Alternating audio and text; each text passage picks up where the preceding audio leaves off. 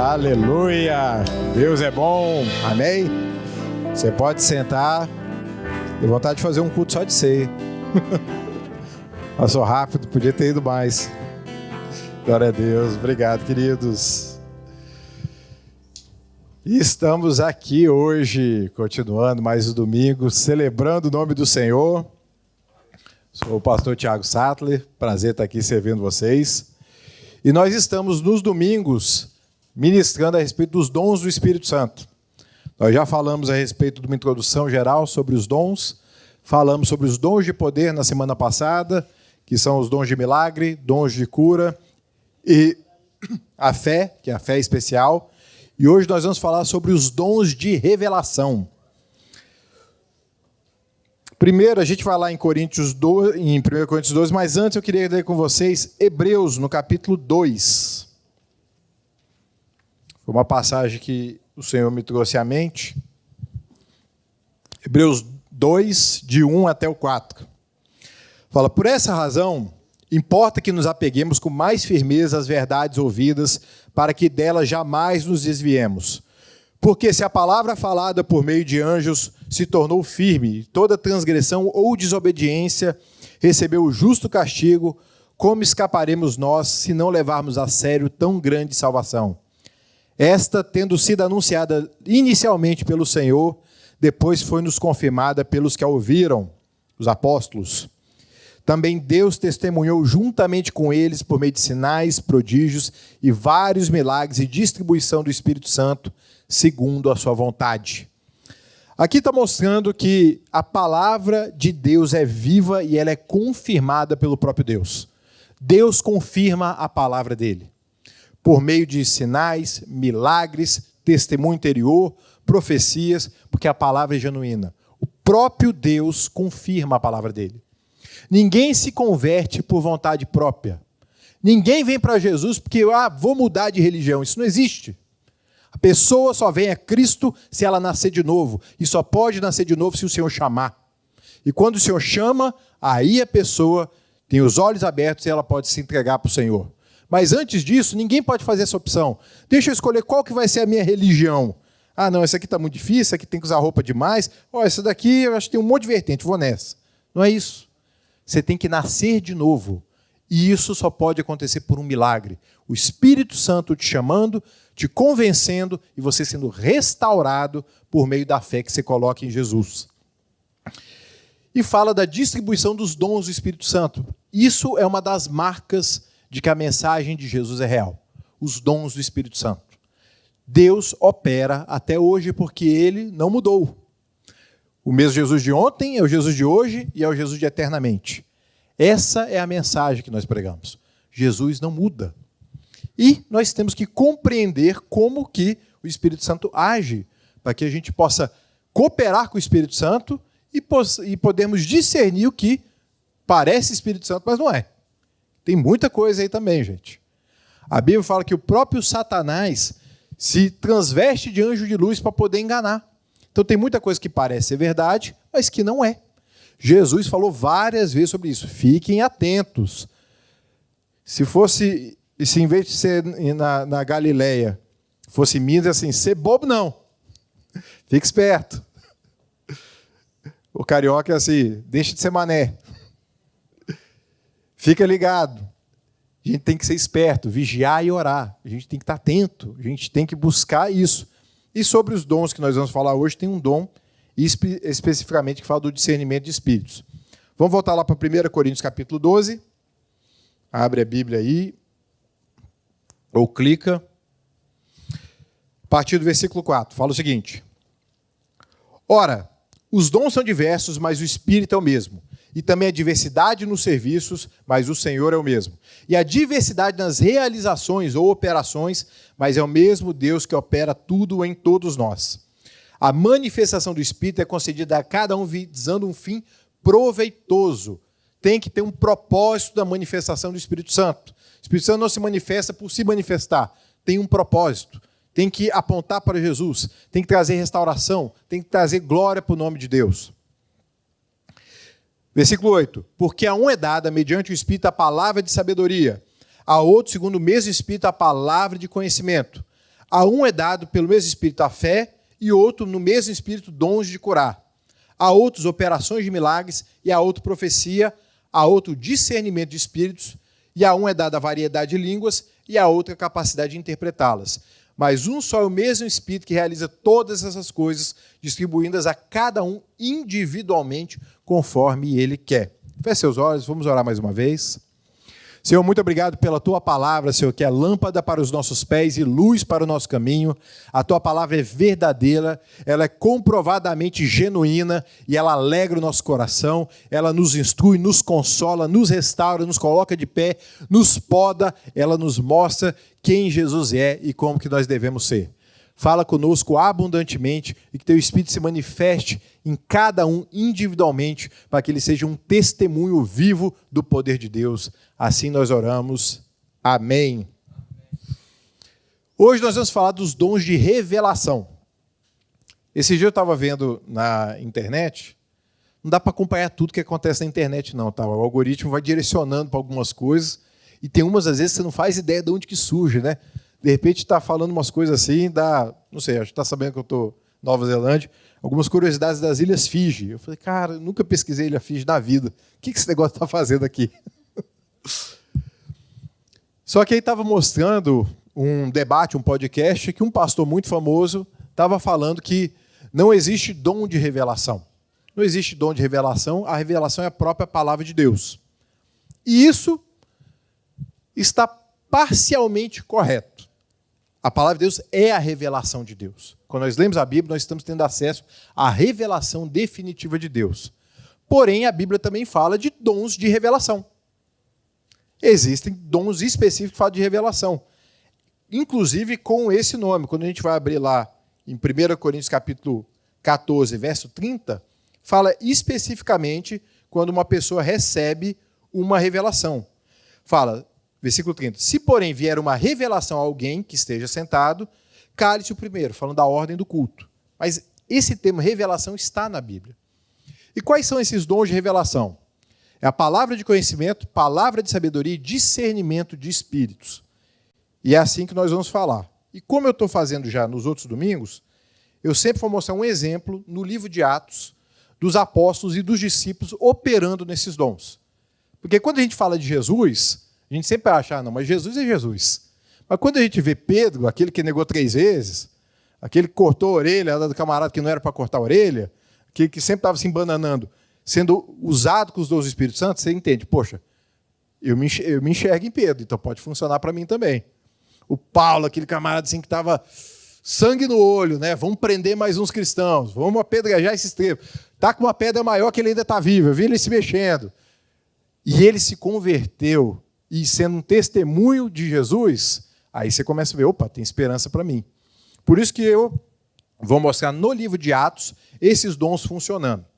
Qual que é uma dificuldade que a gente tem com esses dons? Palavra de conhecimento, palavra de sabedoria e discernimento de espíritos.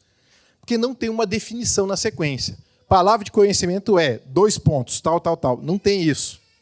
Palavra de sabedoria é tal coisa. Então, como que a gente descobre o que são esses dons?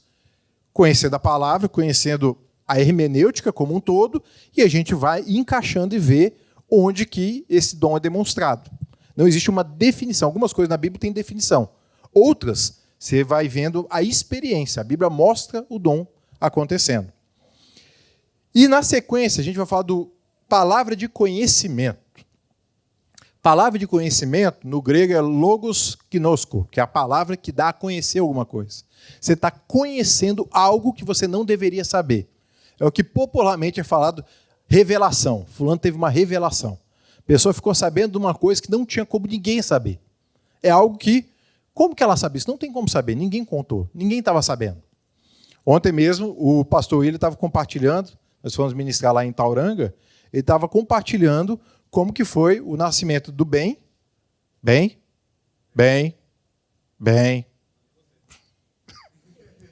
Aleluia. Tem adolescente em casa também, entendo. Está falando do bem e ele recebeu uma palavra de conhecimento. Ninguém sabia que a pastora Bia estava grávida e de repente falou assim, olha, o menino que está no seu ventre, daqui a 9 meses você vai estar com ele no braço. E ninguém sabia que aquela criança existia. E existe, ó. Levanta a mão aí para todo mundo ver. Tá aí, ó. Só não dá uma para carregar no braço. Já passou. Agora ele carrega a mãe. Isso é uma palavra de conhecimento. Você tem uma palavra específica que você começa a conhecer algo que você não teria como saber. Qual que é o propósito disso? Trazer à luz. Deus é onisciente. O Espírito Santo é onisciente e sabe de todas as coisas. E em alguns momentos ele vai nos mostrar coisas para um propósito específico, para mostrar que ele está ciente daquilo que ele está operando, para que haja edificação, que haja conserto, que haja crescimento, para que seja desvendado algo que não teria como saber. E o pessoal achava antigamente que assim, sempre era para revelar pecado oculto, né? Ó, Deus está mostrando os podres de todo mundo aqui. Se falava muito isso, às vezes as pessoas tinham até medo. Gente, nada que é de Deus deve gerar medo no nosso coração. Nada, porque Deus é amor. E até quando Deus nos corrige, é para o nosso próprio bem, nunca é para nos envergonhar. Mas o que acontece? Às vezes uma pessoa pode ter um dom, mas até a pessoa que tem um dom não quer dizer que tudo que ela faz está validado por Deus. Meio que a pessoa tem um dom de revelação, então é Deus falando na terra. Não existe isso, gente. Deus fala por meio de pessoas e a Bíblia fala para a gente julgar a profecia. Se a gente pode julgar a profecia, porque eventualmente até alguém que é usado por Deus pode, às vezes, estar tendo uma interpretação diferente ou colocar alguma coisa além do que Deus falou. Ou às vezes Deus até não falou. Por isso que a gente não deve tomar decisão na nossa vida com base em revelação que outros tiveram, com base em profecia. Aquilo testifica no seu coração, faz sentido, mas a decisão é sua, conforme a fé que você tem. Não fique fazendo coisa porque alguém disse que você tinha que fazer. Faça porque Deus falou contigo, você sentiu paz e toma a decisão. Porque depois, se dá errado, a pessoa vai estar em outro canto. E quem vai quebrar a cara é você sozinho. Quem está entendendo aqui? Eu estou falando uma língua muito, muito estranha aqui. Língua estranha eu vou falar semana que vem, tá? Hoje eu estou falando de revelação. Semana que vem eu vou falar de línguas, profecia e interpretação de línguas. Por exemplo, teve uma vez uma parente nossa que ela era nova convertida. Por isso que a Bíblia fala para a gente tomar conta dos pequeninos, porque a pessoa, quando se converte, ela tem uma pureza, sabe? Ela conheceu o amor de Jesus, então ela acha que está todo mundo na mesma página, todo mundo querendo o bem de todo mundo se ajudando. Deveria ser assim. Tanto que Jesus fala para a gente voltar ao primeiro amor. Só que nem sempre acontece isso, né? Tem lobo no meio das ovelhas, tem falso profeta, falso apóstolo, tem um monte de coisa aí que não devia ter, mas tem. Tem joio no meio do trigo. Mas tudo está na Bíblia, gente. Não devia ficar assustado quando vê essas coisas, porque Jesus falou que ia ter. Então, eita, você viu? Vi. Então, Jesus falou que ia ter, né? Então, está se cumprindo. Então, a gente não deve ficar tão alarmado quando descobrir algumas coisas dessas. E ela estava indo muito para a igreja, muito dedicada, mas não conhecia muita palavra, estava naquele comecinho. E uma pessoa que era conhecida por ter muitas revelações, ter um dom, talvez até tivesse mesmo, ela chegou e falou, olha, Deus está me mostrando um casamento e eu estou vendo você e fulano de tal de mãos dadas. E ela nunca tinha pensado nisso com aquela pessoa, não tinha contato, não tinha proximidade, mas ela, poxa, se Deus está falando, eu tenho que obedecer. Foi lá e se casou. Ficou 30 anos casada, mas foi um problema nos 30 anos de casamento. Um monte de confusão, briga, diversos tipos de situações. E o que acontece? A pessoa que teve a revelação era parente da pessoa com quem ela se casou. Algo que me ajudou muito logo quando me converti, pastor Oswaldo, ele falou o seguinte para mim, Tiago, nunca aceite nem meia profecia sobre casamento. Você casa com quem você quiser e não case pela boca de outra pessoa, seja ela quem for. Tome a sua decisão, porque depois quem vai ficar o casamento a vida inteira é você e não outra pessoa. Então, a sua decisão. E não dá para colocar na conta de Deus. Entenderam?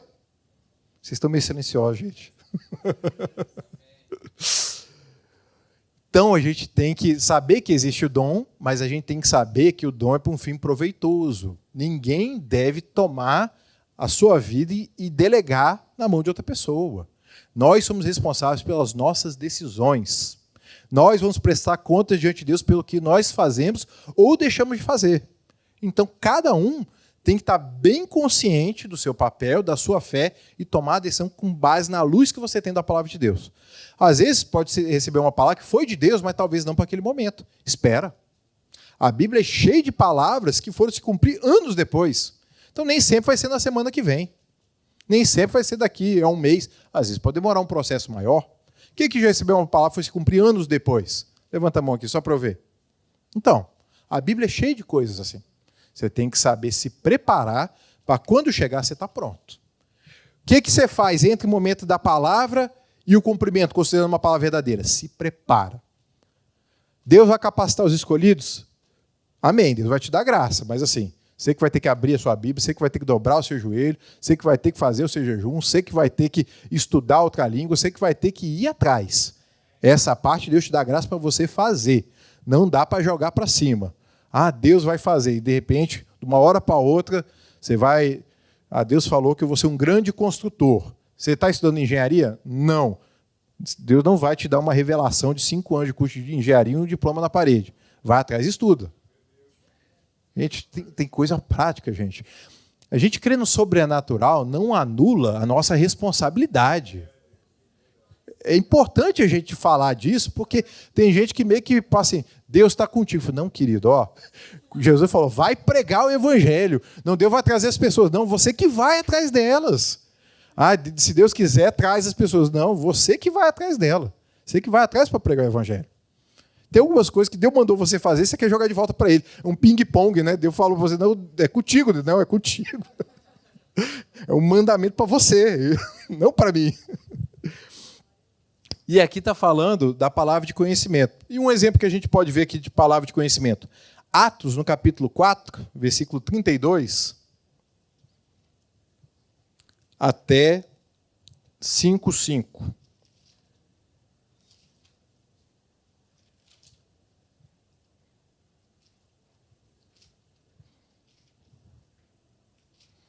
Atos 4, 32 até Atos 5:5. Fala o seguinte. Da multidão dos que creram, era um coração e a alma. Ninguém considerava exclusivamente sua uma coisa que possuía. Tudo, porém, lhes era comum. Com grande poder, os apóstolos davam testemunho da ressurreição do Senhor Jesus. E em todos eles havia abundante graça. Não havia nenhum necessitado entre eles, porque os que possuíam terras ou casas, vendendo-as, traziam os valores correspondentes e os depositavam aos pés dos apóstolos. Então se distribuía cada um conforme a sua necessidade. Então José, a quem os apóstolos chamavam de Barnabé, que quer dizer filho da consolação, um levita natural de Chipre, vendeu um campo que possuía, trouxe o dinheiro e depositou aos pés dos apóstolos. Entretanto, certo homem chamado Ananias, com sua mulher Safira, vendeu sua propriedade, mas reteve uma parte do dinheiro. E Safira estava ciente disso. Levando o restante, depositou aos pés dos apóstolos. Então Pedro disse, Ananias, por que você permitiu que Satanás enchesse o seu coração? Para que você mentisse ao Espírito Santo, retendo parte do valor do campo. Não é verdade que, conservando a propriedade, ela seria sua? E depois de vendida, o dinheiro não estaria em seu poder? Por que você decidiu fazer uma coisa dessas? Você não mentiu para os homens, mas para Deus. Ouvindo essas palavras, Ananias caiu morto e sobreveio grande temor a todos os que souberam do que tinha acontecido. Aqui está mostrando um caso do começo da igreja. A igreja estava reunida lá em Jerusalém. Nós vamos lembrar que foi no dia de Pentecostes. Pentecostes era uma das 3 festas de peregrinação.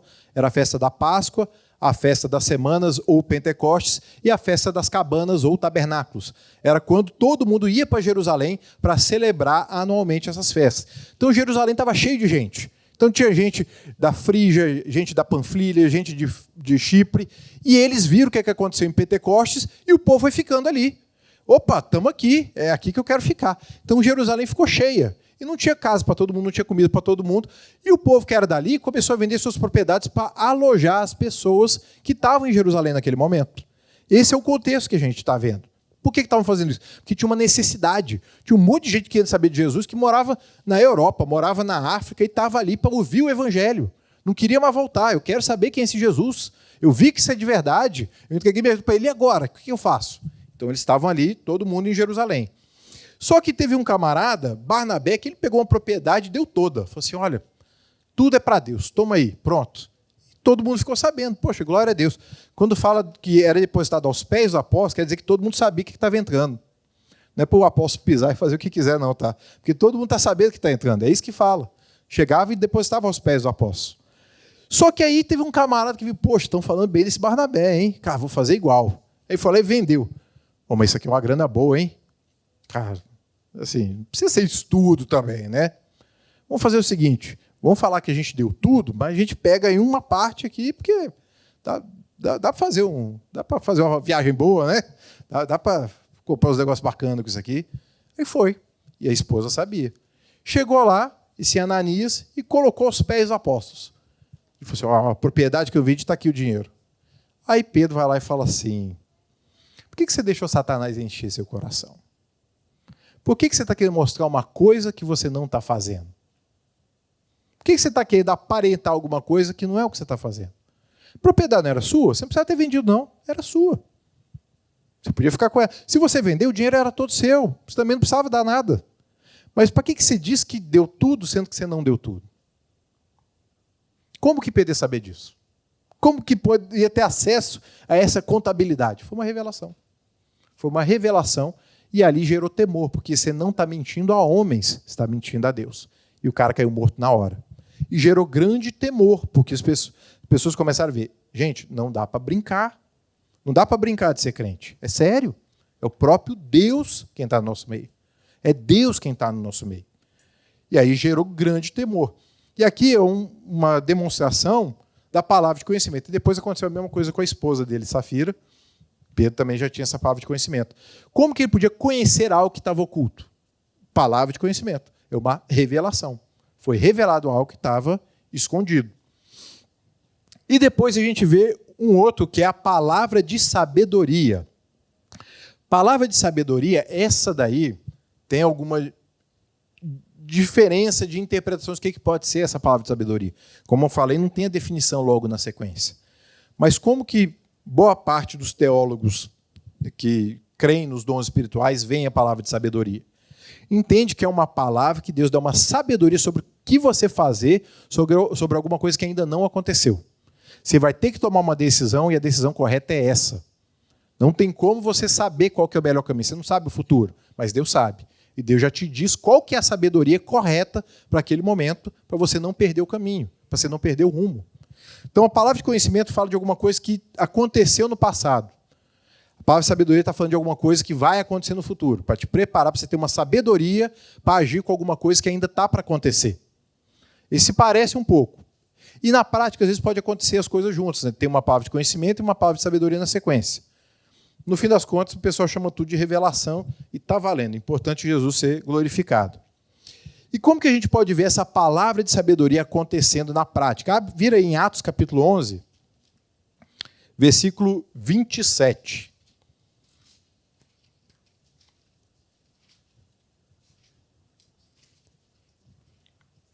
Atos 11, 27 até o 30. E aqui está falando o seguinte: naqueles dias, alguns profetas foram de Jerusalém para Antioquia. E, apresentando-se um deles, chamado Ágabo, dava a entender pelo Espírito que haveria uma grande fome em todo o mundo. Essa fome veio nos dias do imperador Cláudio. Então, ele sabia, vai ter uma grande fome. Então, algo no futuro vai acontecer. E a igreja estava preparada. Versículo 29. Os discípulos, cada um conforme as suas posses, resolveram mandar uma ajuda aos irmãos que moravam na Judéia. E eles o fizeram enviando essa ajuda aos presbíteros por meio de Barnabé e Saulo. Mais uma vez aqui o que eu falei na oferta aí, de como que é importante tratar esse assunto, né? A seriedade que a Bíblia trata desse assunto. E aqui está mostrando que sabia que ia ter uma fome e Deus foi lá e trouxe a luz para que já se preparasse. A gente vê isso aí também, aconteceu com José no Egito. O faraó teve um sonho, de repente viu as 7 vacas magras, as 7 vacas gordas, as 7 espigas cheias, as 7 espigas vazias, e viu que as magras e as vazias comiam as cheias. E José teve a palavra de sabedoria, interpretou aquele sonho, quero uma palavra de sabedoria, e fala assim, ó, isso significa que vou ter 7 anos de abundância, 7 de escassez, então se prepara. Por quê? Enquanto há abundância, você economiza. Quando vier a escassez, você não é pego desprevenido. Isso é para tudo na vida, tá, gente? Tá dando, tá bom, beleza. Entrou dinheiro, não é a hora de trocar o carro, não é a hora de trocar o celular. Guarda um pouco, faz uma reserva, porque pode mudar. Às vezes, as coisas mudam rápido. É a vida. A Bíblia fala que a gente tem que aprender a viver bem em qualquer circunstância, seja com abundância, seja com limitação de orçamento. Faz parte da vida, gente. Ah, é maldição? Não, é a vida. A vida, às vezes, tem isso. Tem momento que você está mais folgado, tem momento que está mais estreito. No momento de folga, guarda um pouco. Pode aproveitar? Pode, mas guarda um pouco. Porque se virar a estação, você não vai ser pego desprevenido. Mas, enfim, não é a pregação, tá? Mas pega essa aí que é útil também.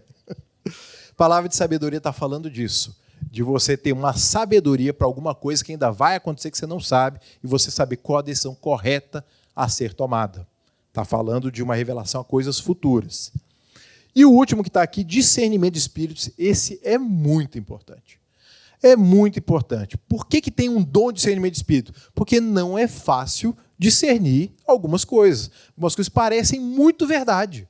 Você fala assim, gente, mas até abriu a Bíblia, leu a Bíblia. Gente, isso deve ser de Deus. Sabe? Poxa, a pessoa até estudou, falou até grego, falou até em hebraico. Deve ser de Deus. E nem sempre é. Você precisa de um dom espiritual para discernir. E tem coisa que assim, você pode estudar o que for língua original, pode estudar o que for teologia, você não vai conseguir discernir a menos que o Espírito Santo te mostre. Você precisa desse dom. E onde que tem isso na Bíblia? Abre em Atos, no capítulo 16, a partir do versículo 16.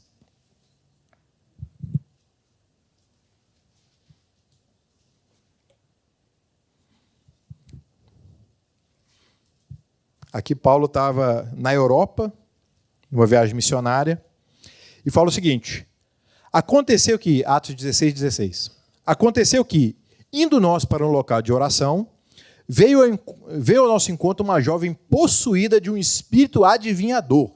Então, revelação não é adivinhação. Então, tem um espírito maligno que falsifica o dom de Deus e é um espírito de adivinhação. Ele fica adivinhando coisa. E às vezes acerta. É um adivinhador. Gente, o diabo ele consegue saber algumas coisas. A gente não pode ignorar que o diabo é espírito. Então, ele tem acesso a algumas informações que, às vezes, as outras pessoas não sabem. Pode parecer algo de Deus e nem sempre é. A qual, adivinhando, dava grande lucro aos seus dinheiros. Normalmente, o adivinhador está atrás do dinheiro também, né?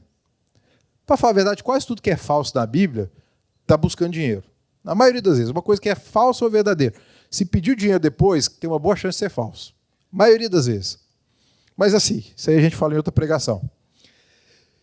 E dava grande lucro aos seus donos. Seguindo Paulo e a nós, gritava dizendo, olha o que estava falando, o espírito de adivinhação, o demônio, o que o demônio está falando? Estes homens são servos do Deus Altíssimo e anunciam a vocês o caminho da salvação. Está errado? Olha aí. Esses aí que estão pregando o evangelho são servos do Deus Altíssimo. Daniel chamava Deus de Deus Altíssimo. E estão anunciando o caminho da salvação. Era verdade? Ah, mas o diabo é mentiroso? Como é que está a verdade aqui? O diabo é mentiroso, quer dizer que ele vai usar a verdade distorcida. Ele vai usar a verdade para enganar. Uma coisa pode ser verdade, mas ser usada num contexto para te enganar. Te dá um fato, uma informação que é real. Você sabe que é real, mas te dá uma conclusão errada. O que estava querendo dizer aqui? É o caminho da salvação. E a gente está junto. O meu aqui está ok também, ó. E a gente está junto, nós somos parceiros. Ou seja, pode continuar dando dinheiro aqui e escuta ele também. Nós dois, sincretismo religioso. Está tudo bom, está todo mundo falando de Deus. Está todo mundo indo para o mesmo caminho. O importante é se amar. Não. O importante é você seguir Jesus. Porque muita coisa que parece amor não é amor. E aqui está falando. Versículo 18. Isso se repetiu por muitos dias. Não foi uma vez, foi outra, faz vários dias. Ela fala bem, ó, Paulo, Lucas, o Silas, ó, esses são homens de Deus, ó, servos do Altíssimo, estão anunciando o caminho da salvação. Tamo junto, escuta eles aí também. E o espírito de adivinhação falando isso. Meio que assim, ó, eles também são bons. Mas Jesus é o caminho, a verdade e a vida. Não é um caminho. Não é um caminho melhor que o outro, é o único caminho. Jesus não é mais um caminho, não é mais uma religião, não é mais uma filosofia, não é mais uma conduta de vida, não é um lifestyle. Jesus é o Salvador do mundo. Todo aquele que nele crê será salvo, de todo povo, tribo, língua e nação. A mensagem é: só existe salvação em Jesus. Nenhum outro nome há. E esse espírito estava querendo, tem outro caminho, eles também são bons. Você vê como é sutil? Quando a gente lê isso aqui, dá um conflito. Mas por que mas não era isso mesmo que estava acontecendo? Você tem que entender o propósito. Na tentação de Jesus, Satanás usou a Bíblia, o Salmo 91. E aí o Salmo 91, você vai lá, é aquilo mesmo. Por quê? Estava querendo distorcer o propósito, enganar. O propósito de Satanás é ser enganador. E quanto mais verdade você mistura da mentira, mais perigosa ela fica. Uma pessoa mentirosa, normalmente, ela vai falando várias verdades que você sabe que é verdade, e a mentira vem no finalzinho, assim, uma coisa que, isso aí eu não sei, mas tudo o resto é verdade, então deve ser também. Essa é uma das formas de engano que acontece. Isso repetiu por muitos dias. Então Paulo, indignado, voltando-se, disse ao Espírito: em nome de Jesus Cristo eu ordeno que você saia dela. E na mesma hora o Espírito saiu. Era um demônio. Só que o discernimento demorou um tempo. Paulo estava incomodado. Falei, cara, amém, glória a Deus. Não, mas está estranho isso aqui. Você está adivinhando, cara. Isso não é de Deus, não. Mas está falando bem da gente. Mas, será? Até que não, cara, isso aqui é do demônio. Foi lá, expulsou o demônio. Saiu o espírito de adivinhação. Nem tudo que parece é. Tanto que tem um dom para isso. Discernimento de espíritos. Está aqui em Atos, capítulo 16. E eu queria só voltar aqui em 1 Coríntios, capítulo 12, que hoje é dia de ceia. Eu acho que é importante a gente falar isso, porque a ceia que o pastor Yuri ministrou aqui está em Coríntios 11. Você vai ver Coríntios 11, na sequência está falando dos dons espirituais, capítulo 12. Depois fala no capítulo 13 do amor, também relacionado aos dons espirituais. E no capítulo 14 fala da organização do culto, voltado também para os dons espirituais. E no capítulo 12, logo na sequência, versículo 12, fala o seguinte: porque assim como o corpo é um e tem muitos membros, e todos os membros, mesmo sendo muitos, constituem um corpo só, assim também é com respeito a Cristo. Aqui está falando que existe unidade no corpo de Cristo, mesmo havendo diversidade. Unidade não quer dizer uniformidade. Unidade não quer dizer que todo mundo é igual. Unidade quer dizer que nós estamos andando juntos, nós nos amamos. Mas um tem um dom, outro tem outro dom, e é assim que funciona a igreja. Cada um de um jeito. Eu não tenho todos os dons, você também não tem. Por isso que nós precisamos uns dos outros. E a estratégia do diabo é o quê? Separar as pessoas. Porque se você é separado, você não vai abençoar um irmão e você não vai ser abençoado. A estratégia do diabo é gerar inimizade entre duas pessoas que podem se complementar. Tem dons diferentes, mas um precisa do outro. E eles não sabem ainda disso. Então a gente tem que deixar de lado as pequenas diferenças para a gente andar junto. Porque da mesma forma que eu vou ser abençoado com o dom do outro irmão, eu vou abençoá-lo com o meu dom. Isso é igreja. O corpo é um, feito de diferentes partes. O corpo meu está andando todo junto. O dedo junto com o olho, junto com o pé, junto com o rim, junto com o coração, tudo está andando junto. Cada um com a sua função. Todos indo para o mesmo lugar. Não tem como eu ir para um lado e meu cérebro ir para o outro. Eu ir para cá e minha mão ficar para trás. Todos têm que andar juntos.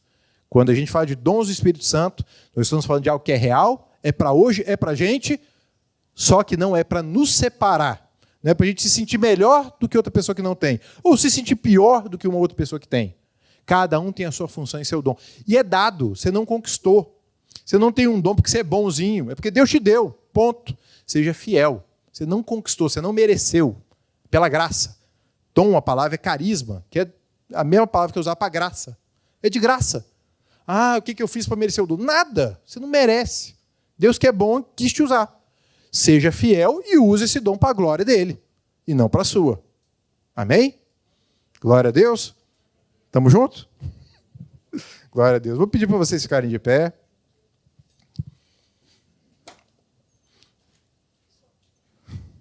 Chama a equipe de louvor aqui.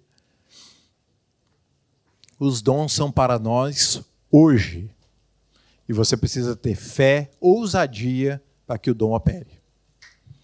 Você sente, às vezes, você vai sentir algo te impulsionando para você fazer uma coisa. Será que não? Que vergonha, se der errado e se não for. Querido, vai. faça com amor, com zelo e vá. Mas você tem que dar um passo de fé. Você tem que crer.